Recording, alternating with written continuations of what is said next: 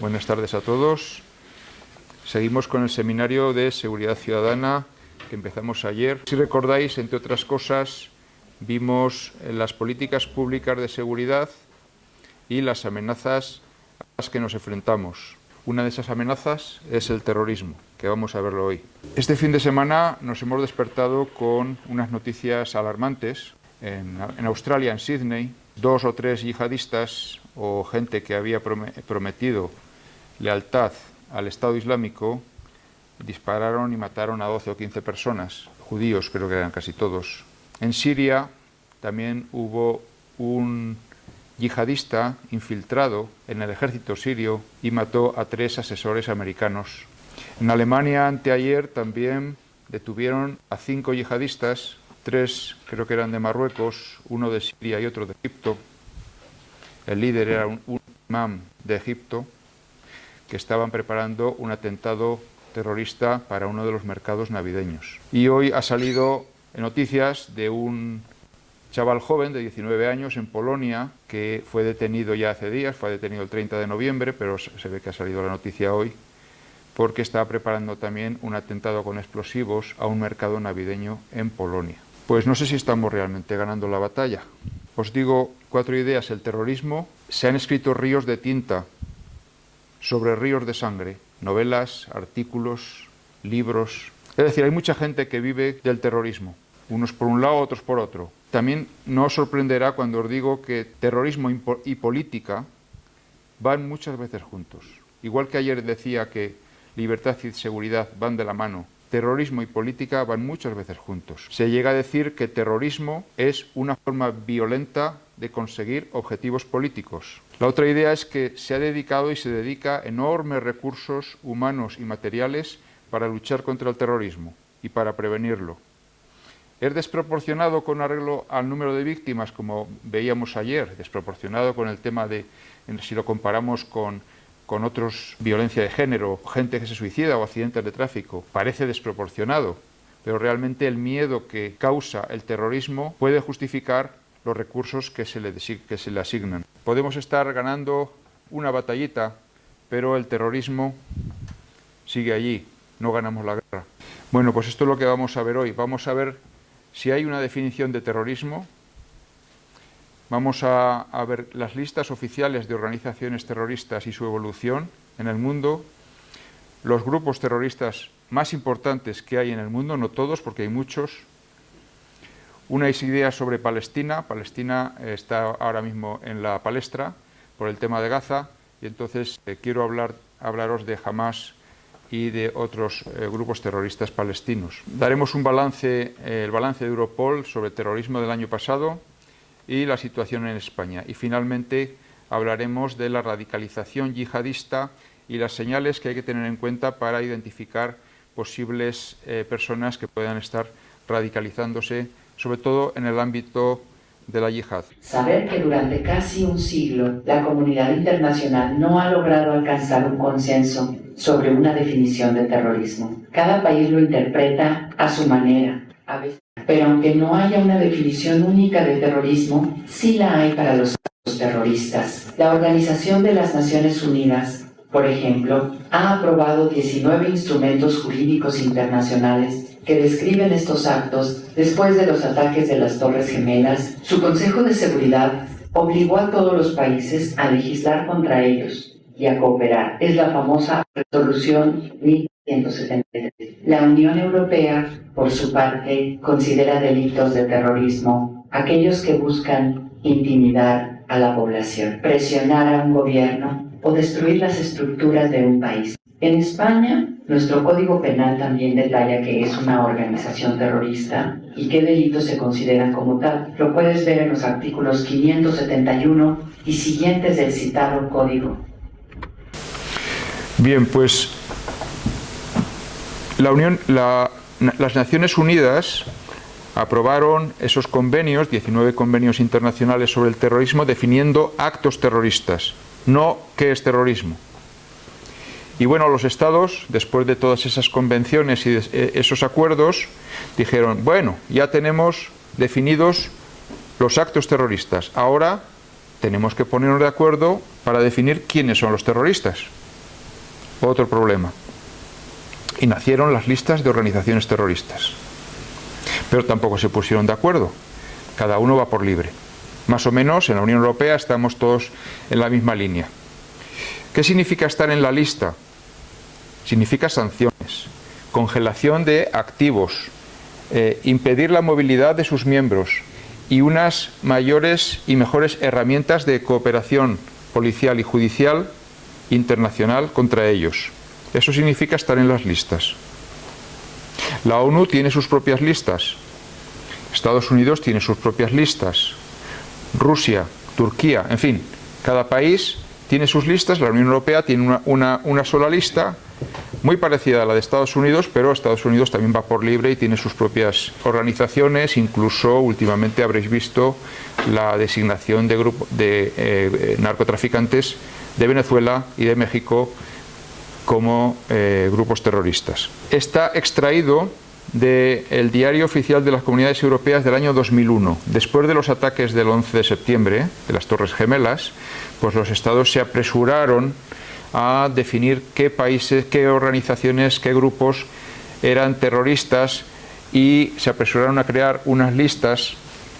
Bien, pues en la Unión Europea fue la primera de todas, se aprobó en el año 2001 y si ahí podéis ver, leéis desde atrás, se puede leer, bueno, ahí veis al IRA de Irlanda y veis el segundo, que es ETA, Tierra Vasca y Libertad, Euskaditas Katasuna. E incluso estaba incluido las organizaciones que forman parte del grupo terrorista ETA, CAS, Ekin, Gestoras per Amnistía, Jarrai. Veis que también está el Grapo, todavía entonces no estaba disuelto.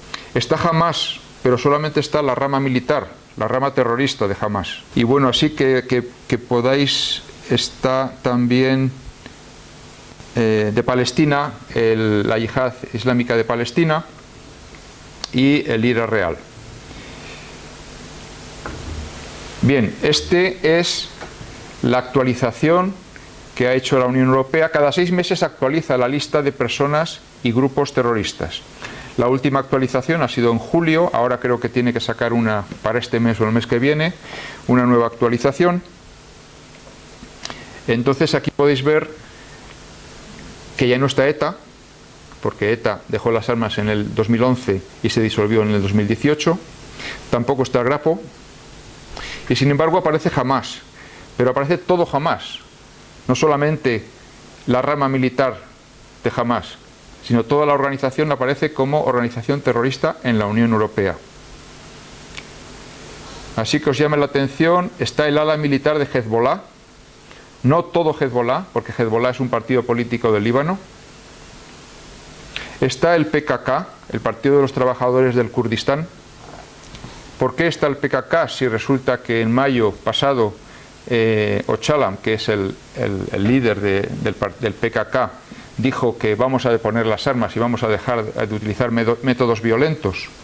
Bueno, pues está allí todavía porque el poner o el quitar de la lista es un proceso largo, es un proceso que además requiere unos consensos.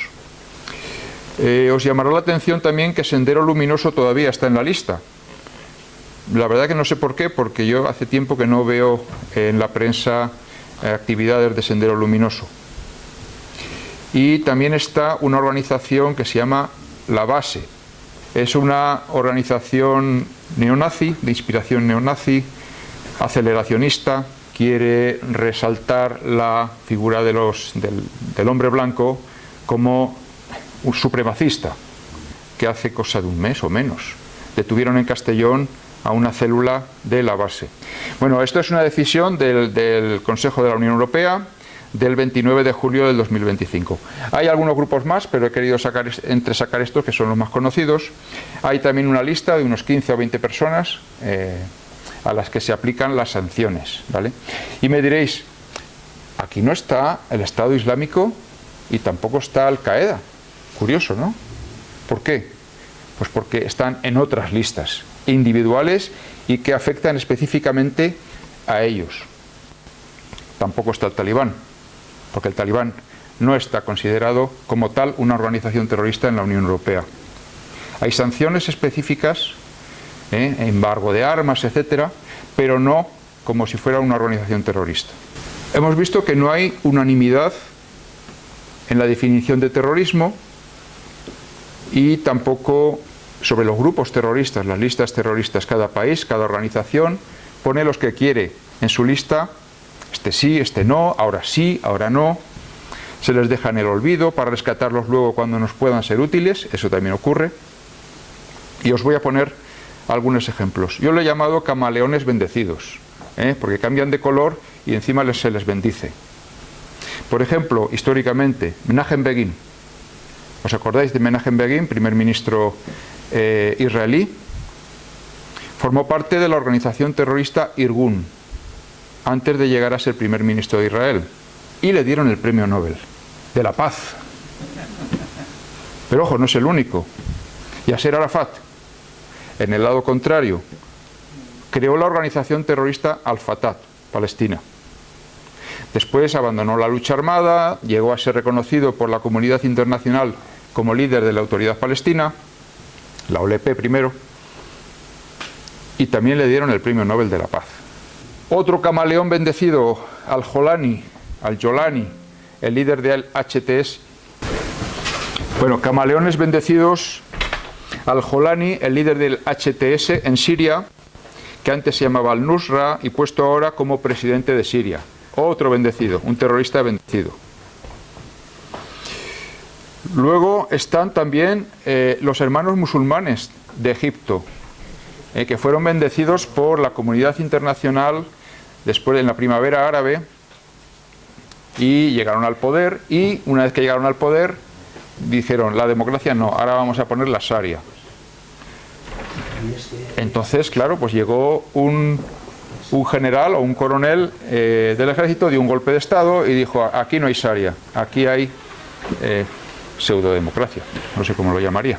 El caso es que la comunidad internacional también cerró los ojos a ese golpe de estado, bueno, para evitar que la Sharia pudiera ser impuesta en Egipto, país clave. Fijaros, los hermanos musulmanes que proceden de Egipto adoptan diferentes nombres según el país en el que actúan. Hamas procede de los hermanos musulmanes. El Partido Justicia y Desarrollo en Turquía también. Y el Partido Justicia y Caridad en Marruecos también tiene sus vínculos con los hermanos musulmanes. Hermanos musulmanes es ilegal en la mayoría de los países musulmanes, curiosamente. Pero en España es legal.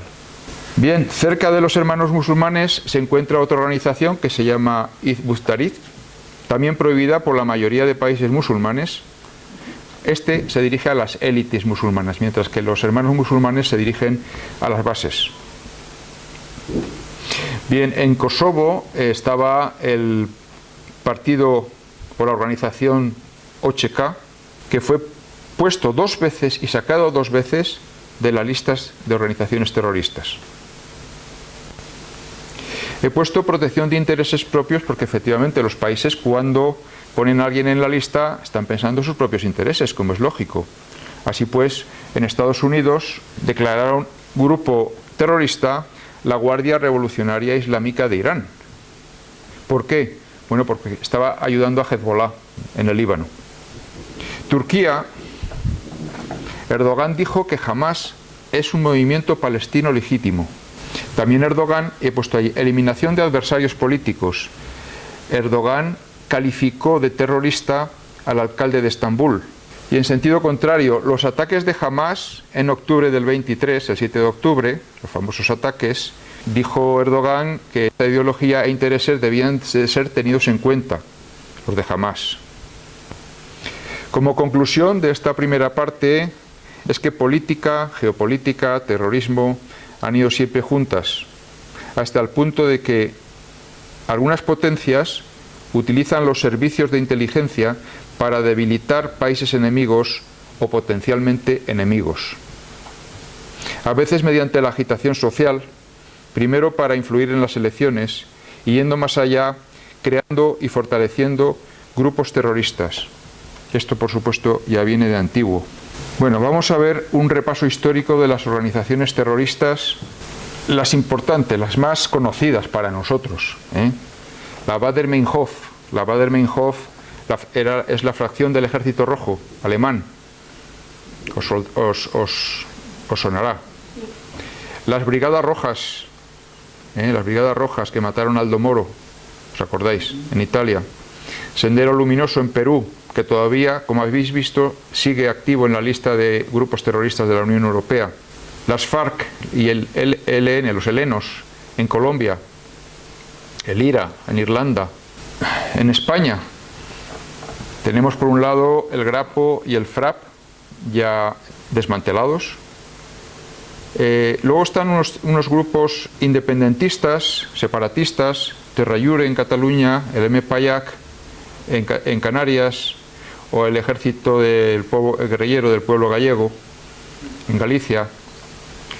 Luego unos que en los años 70 también hicieron algunos actos, algunos ataques, como el Batallón Vasco Español, y la AAA, que es la Alianza Apostólica Antifascista, no es la AAA argentina, no hay que confundirla, que también hicieron pues algunos ataques terroristas por allá por los años 70. Por supuesto ETA, que asesinó a casi 900 personas, entre ellos 20 niños heridos, 2.690 secuestrados, algunos de ellos también asesinó. Eso no hay que olvidarlo. El Islam tiene casi 1.400 años de historia y más de 1.500 millones de creyentes.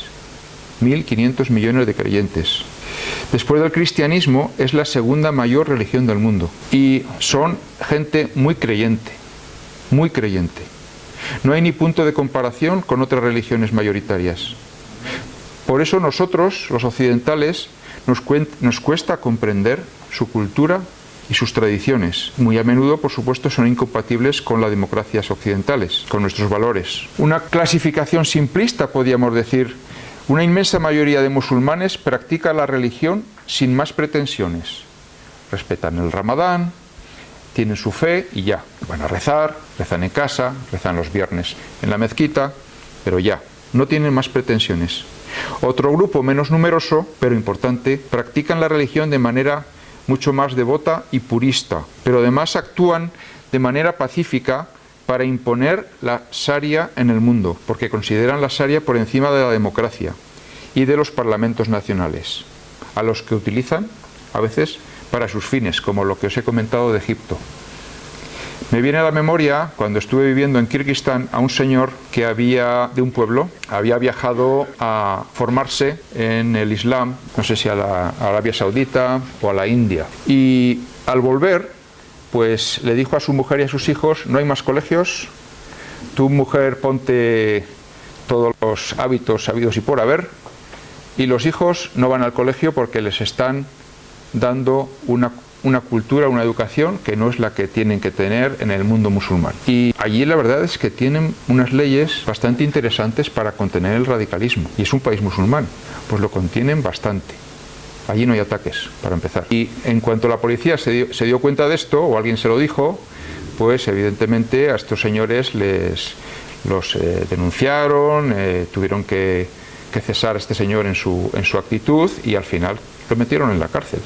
Pero bueno, es de este grupo, menos numeroso, pero importante, que aunque no utilizan la violencia, pero quieren imponer la Sharia, para empezar en su casa.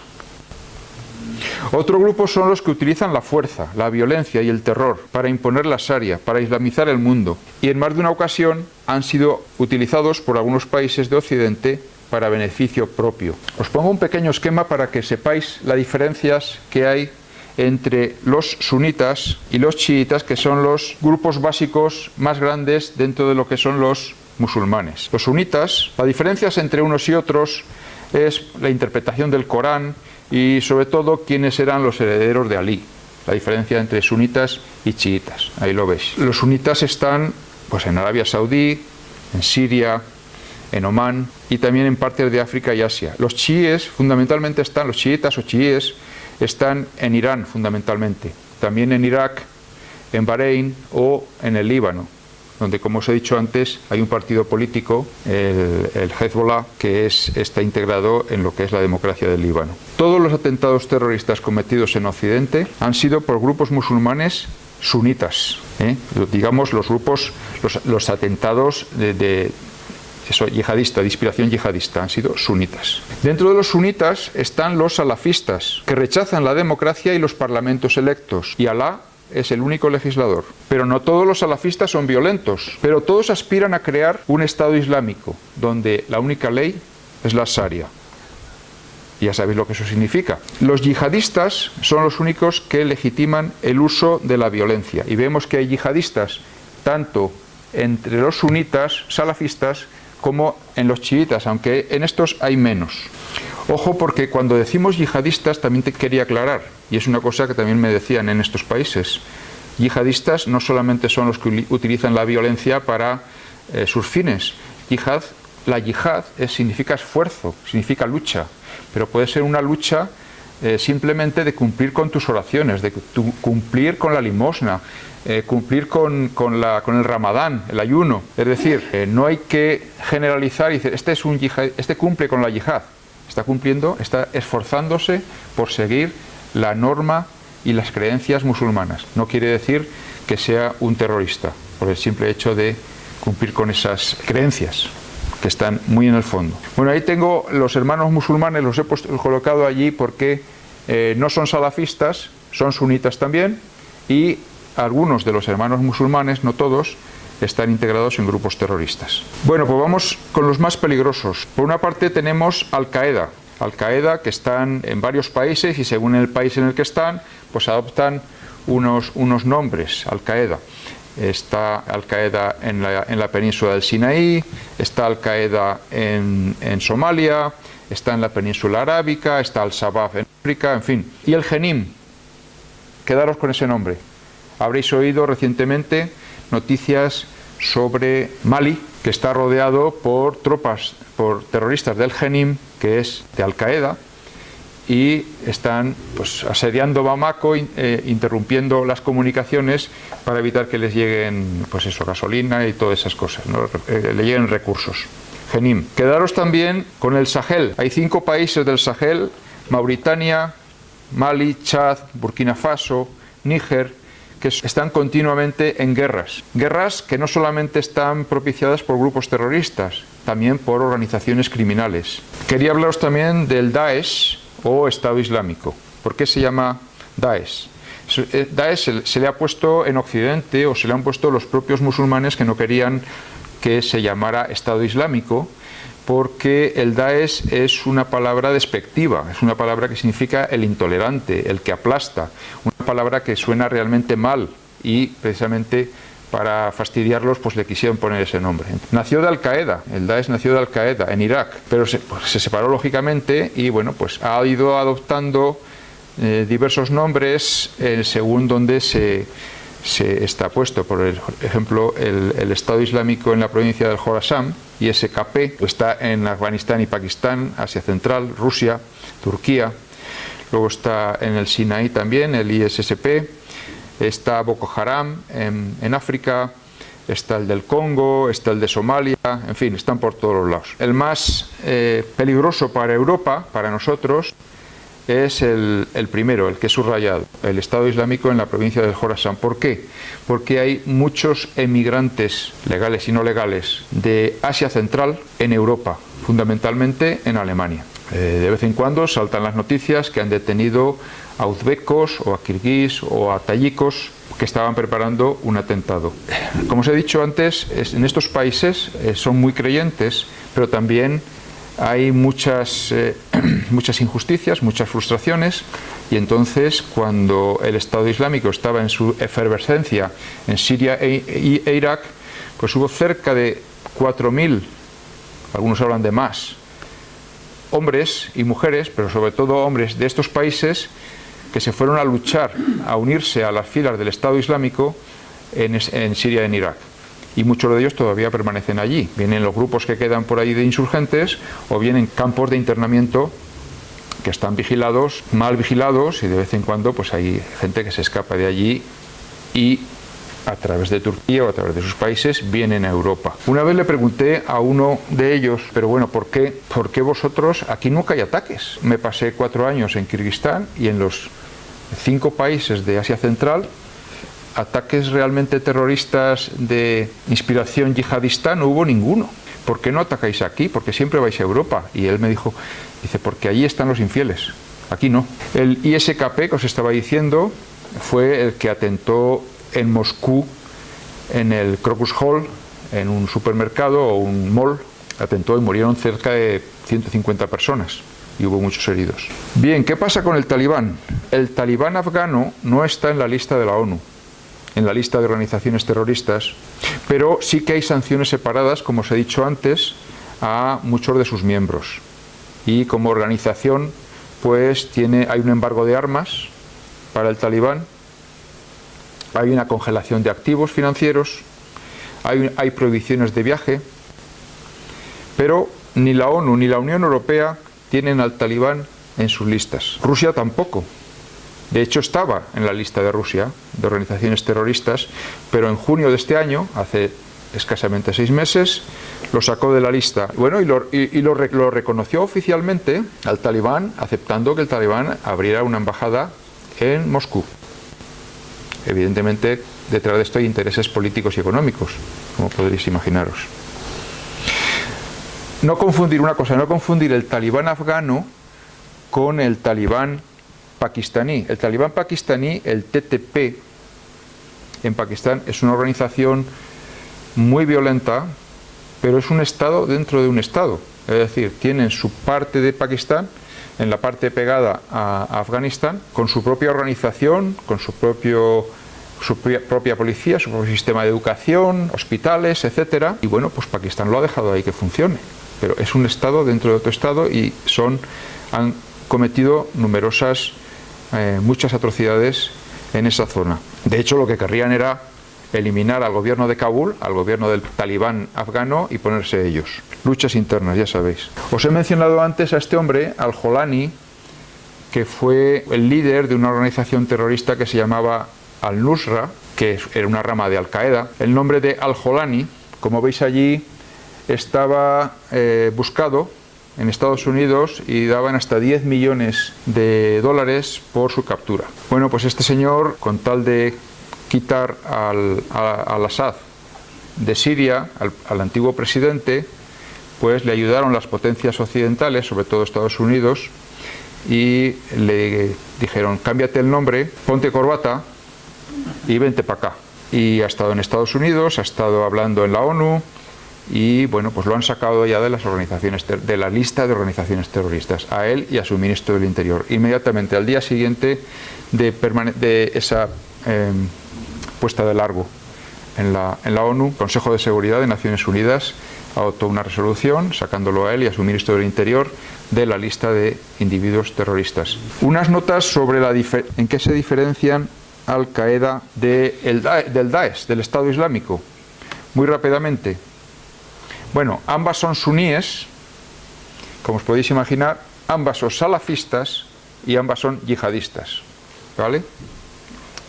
Suníes por su interpretación del Islam, salafistas porque rechazan la democracia y yihadistas porque además quieren luchar de manera violenta contra los infieles. ¿En qué se diferencian? Bueno, Al-Qaeda es más antigua,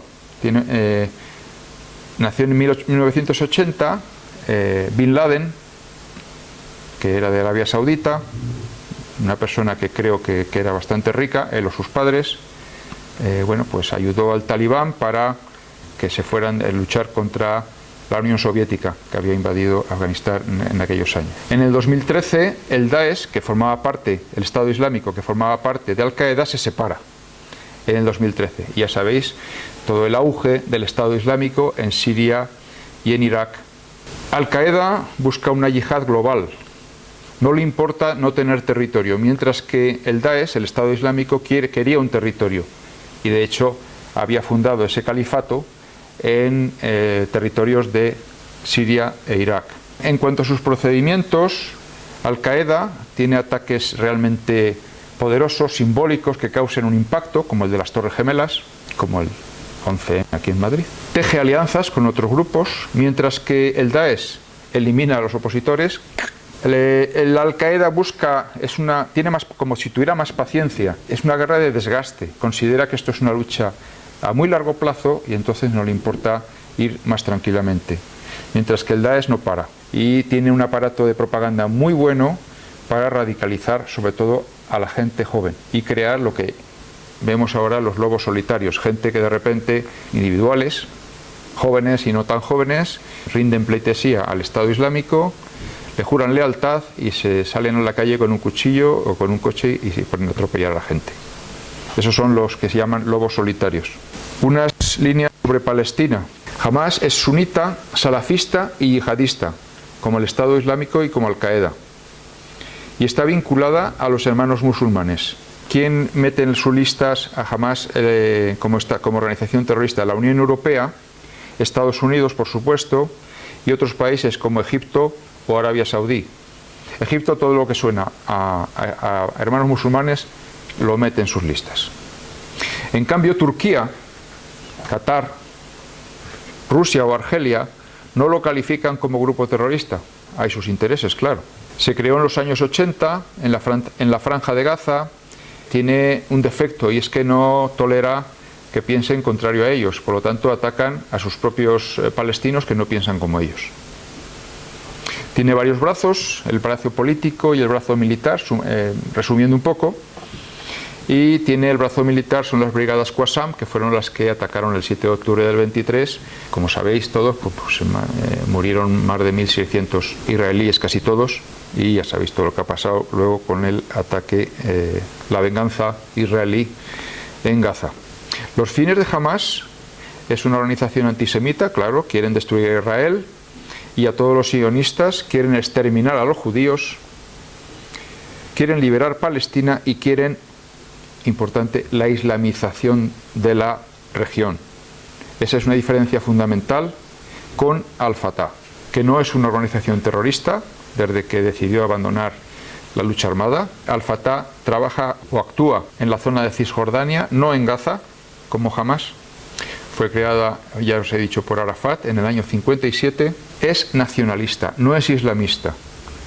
Eso aprenderos esa diferencia fundamental, que Hamás es islamista, quiere imponer la Sharia, mientras que Al-Fatah quiere tener un Estado laico en Palestina independiente, un Estado laico, donde todas las religiones se respeten.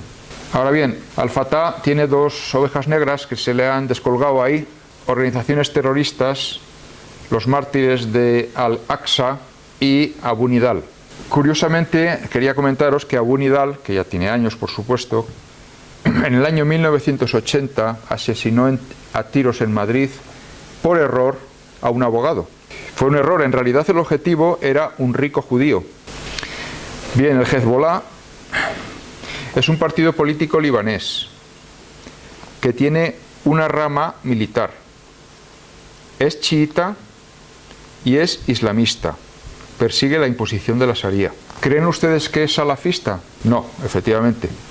Porque los salafistas son sunitas, no son chiitas.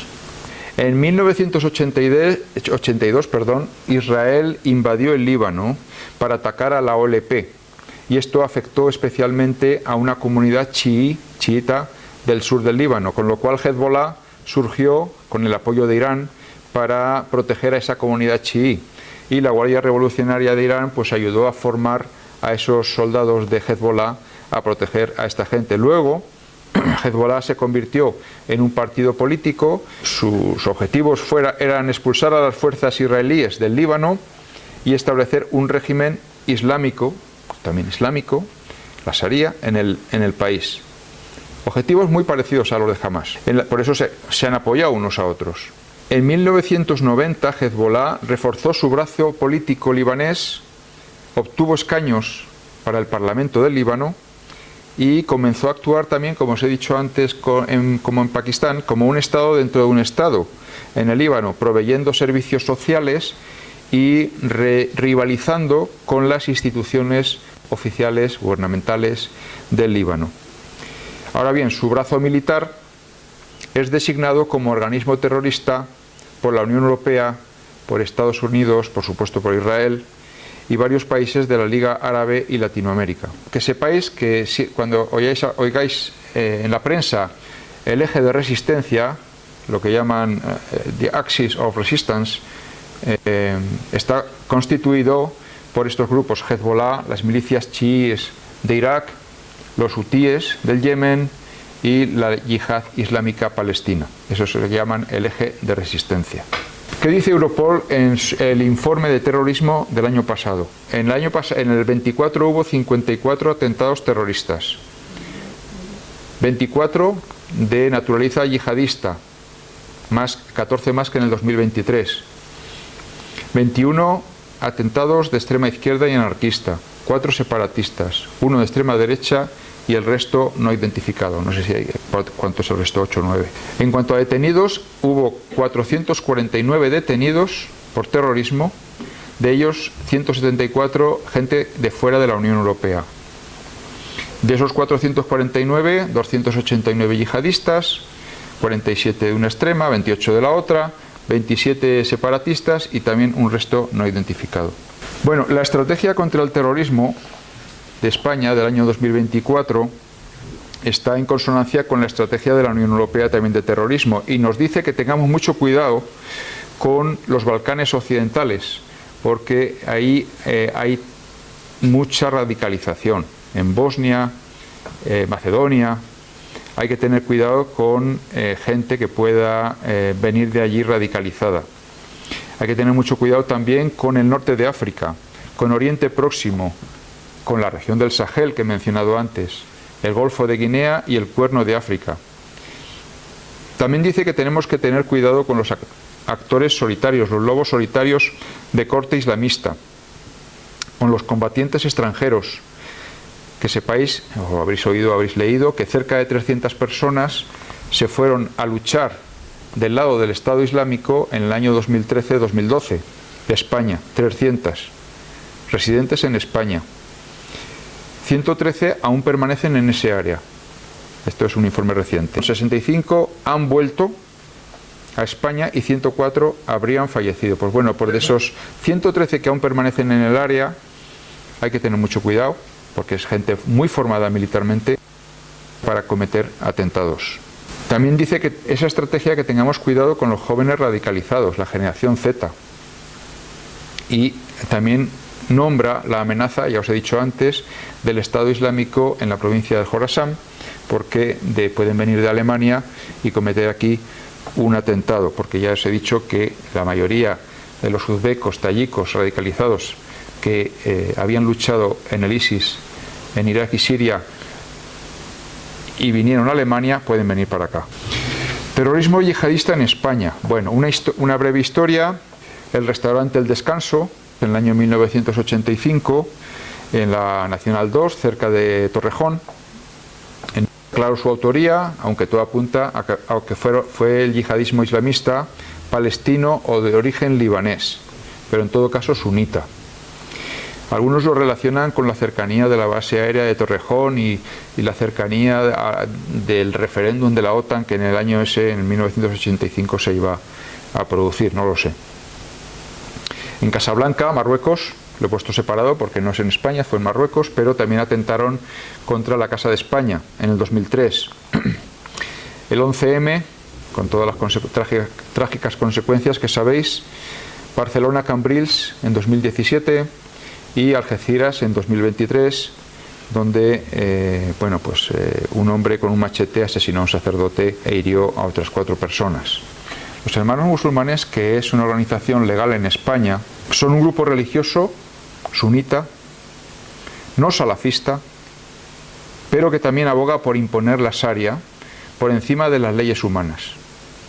Aunque ha renunciado a la violencia, Estados Unidos y, curiosamente, varios países árabes lo han incluido en su lista de organizaciones terroristas. En Kirguistán, que fue donde yo estuve, y es un país musulmán, es una organización prohibida, los Hermanos Musulmanes. Ahora escuchar lo que he preparado para que sepáis de los Hermanos. La Hermandad Musulmana está en España desde los años 70. Es una organización muy influyente, procedente de Siria, que consiste en un conjunto variopinto de asociaciones y grupos ubicados en las principales capitales de España. Es una sofisticada red sostenida por lazos de amistad ideológicos y financieros para la consecución de objetivos compartidos, aunque superficialmente parezca una organización inofensiva. Hay muchas zonas grises entre la corriente principal de los hermanos musulmanes y los que son claramente yihadistas. La mayoría se dedican a actividades legales, promoviendo actos pacíficos en mezquitas y centros islámicos. Sus predicadores no suelen llamar directamente a la violencia, pero crean un ambiente islamista radical y una identidad religiosa exclusivista, diciendo: somos nosotros frente a ellos, promoviendo el resentimiento hacia las normas occidentales. Tratan de disimular su relación directa con la hermandad, aunque varias células terroristas desarticuladas hunden sus raíces en lo más profundo de los hermanos musulmanes. Esas asociaciones obtienen fondos públicos del Estado, de las autonomías y de los ayuntamientos para proyectos culturales, educativos y de integración social, y luego predican que hay que mantener la religión y la cultura islámica, aunque su principal fuente de dinero es Qatar Charity y algunos negocios. Sus procedimientos son legales, pero su fin último es musulmanizar España, imponer la Sharia. Su renuncia a la violencia es puramente fachada. Es una táctica. Algunos de sus simpatizantes han sido detenidos por colectar fondos, a veces utilizando organizaciones benéficas, para enviarlos mediante el sistema Hawala y también usando criptomonedas y correos humanos a Siria e Irak y al Estado Islámico. Bien, en unas breves palabras, porque vamos a dejar tiempo para alguna pregunta. Uno no se levanta de la noche a la mañana, se despierta y dice: ya soy radical, ahora dame un arma que voy a salir a disparar. No, eso es... Hay un caldo de cultivo, primero, motivado ¿por qué? Motivado por esa frustración. Primero son segundas, terceras generaciones de inmigrantes que están frustradas con sus vidas, están aislados, se consideran desengañados con la sociedad, con sus gobiernos, son familias a veces disfuncionales, comunidades también marginadas, discriminadas o con pérdida de identidad, con problemas socioeconómicos también, el paro y demás. No se descarta, por supuesto, algún problema mental, pero destacó la sensación de aislamiento social que a menudo conduce a una mentalidad de estoy solo. Sus agravios se dirigen no a determinados individuos, sino a la sociedad occidental en general. Y estos chavales, muchas veces gente joven, quieren sentirse alguien importante, pasar del anonimato, de ese aislamiento, a sentirse alguien importante. Y buscan la aprobación de ese grupo. Hay unos factores lejanos que exacerban esos sentimientos extremistas, sean yihadistas, islamofóbicos, antisemitas o de cualquier otra índole. El ataque de Hamas y la respuesta desmedida de Israel, la quema de una Biblia en Dinamarca, por ejemplo, la guerra de Ucrania, el ataque de Estados Unidos a Irán, la caricatura de Alá que salió en el semanario Charlie Hebdo. Todo eso puede provocar más radicalización. Luego está el algoritmo islamista. Usan mucho las redes sociales, sobre todo TikTok, aunque también Telegram, YouTube, 4chan, Reddit. Son las generaciones Z y la generación Alfa, de segunda y tercera generación de inmigrantes, las más expuestas a esto que os he dicho y a este caldo de cultivo. Y luego están los yihadí influencers, que también los hay, efectivamente, a través de las redes, que apuntan además a las emociones de los jóvenes y adolescentes, pues con música, con pseudocultura, con un contenido subliminal yihadista, mensajes de martirio contra Occidente, aprovechando estos conflictos internacionales que os he dicho antes, Gaza. Cuando los ven que están maduros, se utilizan unas redes de mensajería encriptada, Telegram, dicen que es más seguro, chats de juegos en Internet, Call of Duty, Roblox, Minecraft y comunicaciones ligadas a estos juegos como Steam y Discord para conectar con los más dispuestos a la acción. Así construyen lo que llaman un califato virtual, gente por todo el mundo dispuesta a actuar. En la Unión Europea en 2024 hubo 80 arrestos por difundir propaganda yihadista. Los menores, hay muchos menores fáciles de neutralizar porque, bueno, pues en el fondo La experiencia de una persona madura no la tienen esta gente de 18 o 19 años, como el chaval este que han detenido hace poco en Polonia, y pues dejan huella, no toman medidas de seguridad y es más fácil cazarlos. ¿Cuáles son los signos, las señales que podemos observar? Sobre todo, claro, aquí estamos en una comunidad de Tres Cantos donde pues no hay unos grupos marginales donde pueda haber chavales vulnerables a ser radicalizados. Pero esto realmente lo tendrían que ver las familias de estos chavales con riesgo de radicalización violenta y sobre todo en comunidades musulmanas, claro. Pero bueno, he resumido aquí cuáles son esas señales. Hoy vamos a hablar de un tema serio, pero increíblemente importante, como identificar las señales de que un joven podría estar cayendo en un proceso de radicalización. Es crucial estar atentos para poder ayudar a tiempo. Una de las primeras señales es cuando alguien empieza a expresar públicamente quejas constantes, sintiéndose una víctima, discriminado o excluido de la sociedad. A menudo, esto viene acompañado de una visión muy simplista y cargada de emociones negativas, como si todo el mundo estuviera en su contra. Pueden mostrar una falta de respeto hacia la autoridad, como la policía, y no reconocer su legitimidad. Otro cambio importante es el aislamiento. Quizás notes que se alejan de su familia y de sus amigos de toda la vida. Su círculo social cambia drásticamente y de repente. También pueden ocurrir cambios inesperados en sus hábitos. Por ejemplo, en el ámbito religioso, podrían empezar a presionar a los demás para que adopten sus creencias o negarse a tener contacto con personas del sexo opuesto por razones ideológicas. En las redes sociales, es posible que creen perfiles solo para expresar puntos de vista extremos. Pueden empezar a usar terminología radical, compartir propaganda extremista y mostrar odio hacia individuos o grupos que no piensan como ellos, condenando incluso los valores democráticos. A veces, justifican la violencia para alcanzar sus objetivos y hasta alaban actos terribles. Fíjate si empiezan a criticar constantemente las costumbres y la cultura occidental, pasando más tiempo con sus nuevos amigos que con su familia. Una señal muy clara es la pérdida brusca de interés en la escuela o el trabajo. También podrían usar ropa o insignias de grupos extremistas. En los casos más avanzados, podrían buscar activamente contacto con grupos extremistas, ya sea online o en persona. Pueden intentar reclutar a sus propios amigos, planear viajar a zonas de conflicto o incluso tener enfrentamientos violentos. Una señal de alerta máxima es un interés repentino y sospechoso en edificios o lugares públicos, haciendo fotos o buscando planos. Reconocer estas señales no es para juzgar, sino para actuar y buscar ayuda. Hablar con profesional. Bien, estos son unos teléfonos y direcciones donde se pueden poner en contacto para informar de cualquiera de estas situaciones.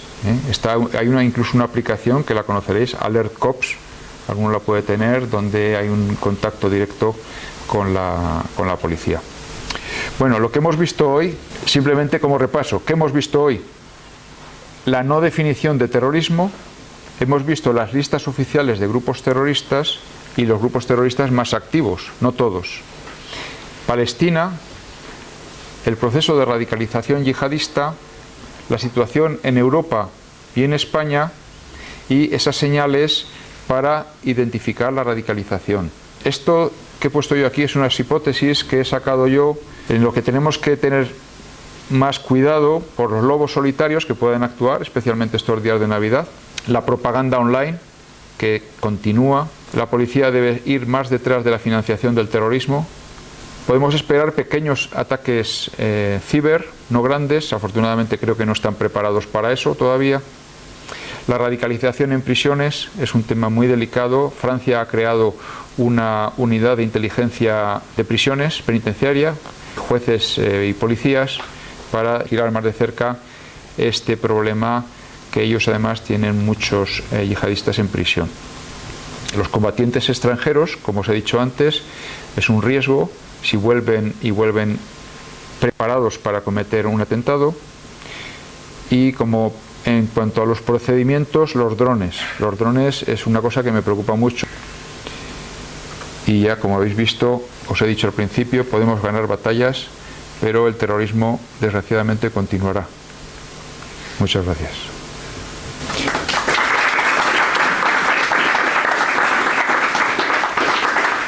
Si ahora alguien quiere comentar algo o tiene alguna pregunta, y si yo la sé contestar, la contestaré. Una cosa, cuando se dice inmigrantes de segunda generación o tercera generación, es verdad que es muy fácil ya crear un grupo, pero no es una forma de estigmatizar, porque, o sea, si ya les estás diciendo que son inmigrantes cuando el proceso de inmigración, o sea, que uno es inmigrante porque va a un sitio, sí, ya de pronto llega a ese sitio, es inmigrante a lo mejor porque todavía pertenece al otro, pero que ya nace aquí, está nacionalizado, ya es aquí. Entonces, cuando tú les estás diciendo que son de segunda o tercera generación, es una forma y encima viven en unas condiciones a veces bastante duras, en barrios marginales, es una forma de que ellos se organicen y acudan a una cultura que les dé sentido. O sea, en esa estigmatización, o sea, les está provocando a lo mejor que se radicalicen ya solo por decir que son inmigrantes de segunda o tercera. La estigmatización ciertamente es un problema. Esa sensación de aislamiento pueden sentirla mucho más los hijos de aquellos inmigrantes que vinieron en su día, que vinieron y se pusieron a trabajar, y los hijos pues han sido educados en un ambiente casero, creyente, musulmán, pero están viviendo en una sociedad que es pues no practicante, atea, infiel, todo lo que tú quieras. Esa sensación la pueden tener, que se sientan estigmatizados y que por eso yo creo que no. Pero buena pregunta, buena pregunta. Y dinámico además. Sí, lo de ayer, sí.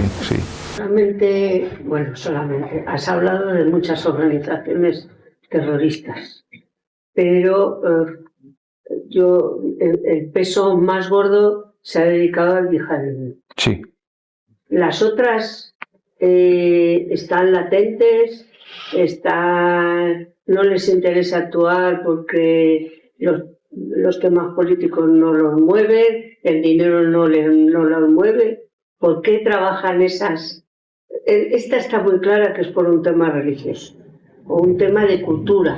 Sí, diversos factores, sí. Sí, pero las otras, por ejemplo, el IRA ya no existe, o no sé si está latente. El IRA existe, un nuevo IRA, o el IRA auténtico, no sé cómo lo llaman ahora, el nuevo IRA, que es, y sigue poniendo bombas, aunque no salga en la prensa. En Irlanda del Norte siguen poniendo bombas. No hay víctimas, afortunadamente, o por lo menos no lo oímos, pero siguen poniendo bombas.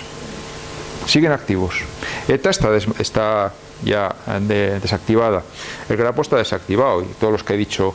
Entonces, ¿qué nos queda? Terrorismo yihadista, y por eso yo me he concentrado en la principal amenaza que tenemos. Principal al 95%. Puede haber un 5%, pero ¿qué esfuerzo debemos dedicar a ese 5% de otras posibles amenazas terroristas si no tenemos suficiente, la policía me refiero, no tiene suficientes recursos para enfrentar a ese 95% de amenaza terrorista que implica el yihadismo? Tú nos has comentado que hay estos combatientes extranjeros que van al ISIS, ¿no? O al Estado Islámico. Y ahí había un grupo variopinto de muchas nacionalidades. Sí. ¿No? Y aquí me ha sorprendido saber que hay tanta gente que ha ido desde aquí de España, de los cuales dices que han regresado 64.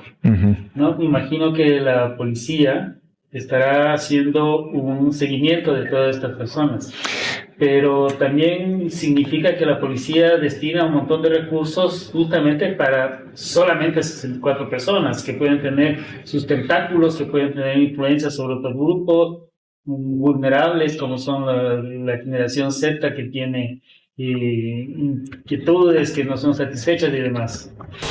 Bueno, ese dato no sé exactamente cuántos de estos 65 pueden estar vigilados, cuántos de estos 65 están en la cárcel, porque evidentemente hay pruebas de que han cometido delitos allá en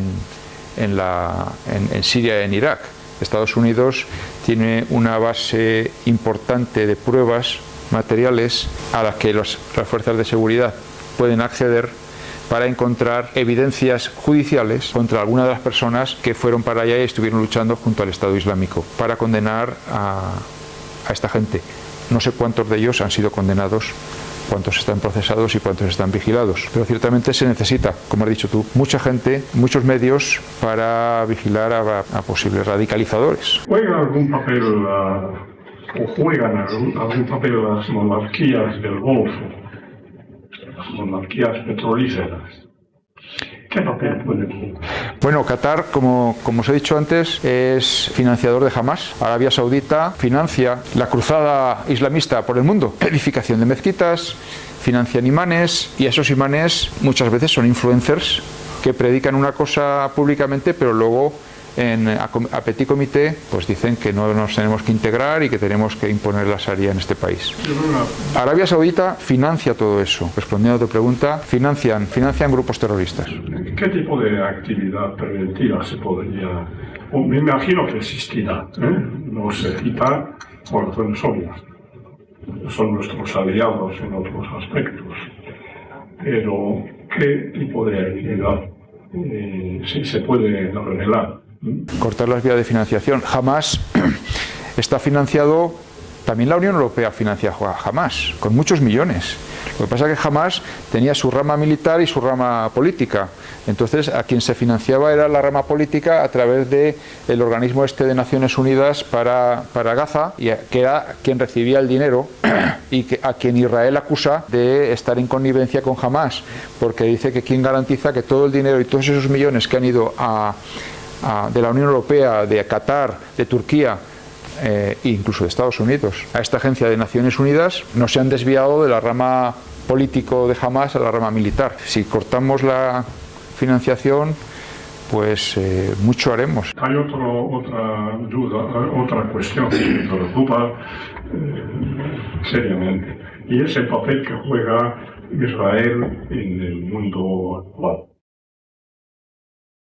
Actúa, digamos, no de acuerdo con la legislación de la clase, y a mi modo de ver es un argumento que mucha gente que, digamos, tiene la posibilidad, está bajo la influencia de los islamistas, de poner en la balanza los pesos de Israel y de los yihadistas.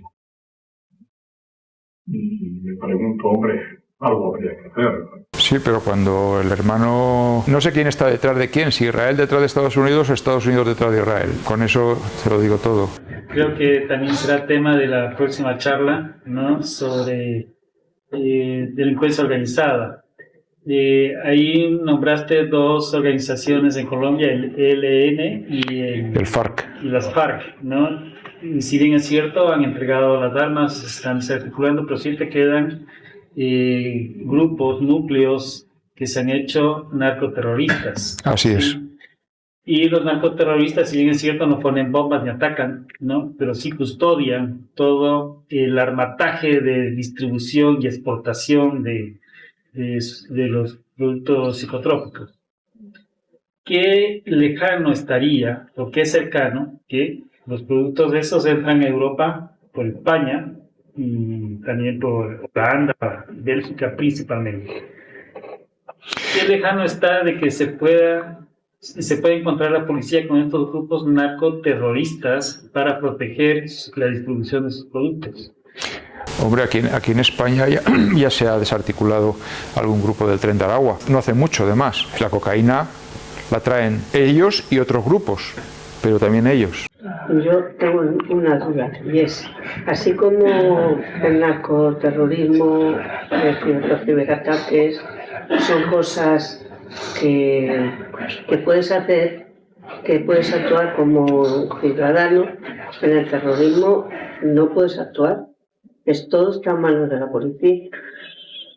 Tú puedes ver si alguien es sospechoso, denunciarle, pero no podría. O sea, si ves que hay algún influencer que te parece que está enarbolando el yihadismo, podrías decirlo, pero no tienes ninguna... Eres el ciudadano sufriente del terrorismo, sufre el terrorismo. pero no puede pelear con él. Tú tienes que comunicárselo, cualquier cosa sospechosa, a la policía inmediatamente. Mira, en Austria la gente colabora mucho con la policía y a nada que ve algo te llama la atención. Y allí cualquiera, austríacos sobre todo, que tienen esa cultura, te señalan con el dedo y te dice, eso no está bien hecho. Eso es colaborar para que haya orden, colaborar, que no sea solamente la policía la que te venga y te ponga una multa, sino que el vecino que ve que estás poniendo la basura en mal sitio te diga, oye, y te lo dicen, o sea, te lo dicen, no se corta ni un pelo. Decírselo a la policía, llamar por teléfono al cuartel de la Guardia Civil, aquí, oye, he visto esto, claro, aquí en Tres Cantos afortunadamente vivimos en una burbujita. Hay zonas de Madrid, pues más, o Barcelona sobre todo, Barcelona y Cataluña hay muchos focos de radicalización terribles. ¿Alguna cosa más? Bueno, pues muchas gracias.